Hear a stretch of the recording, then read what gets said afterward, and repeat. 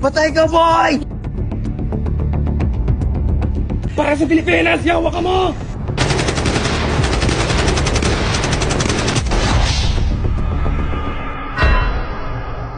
Mas magandang mamatay sa digmaan kesa tanggapin ang paumuno ng dayuhan.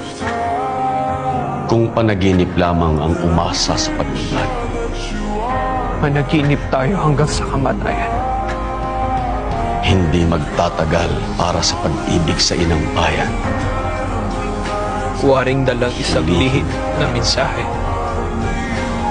Dinagi tayo ng isang nakakupling kamay at itinapon na parang mga dahon sa gitna ng sigwa.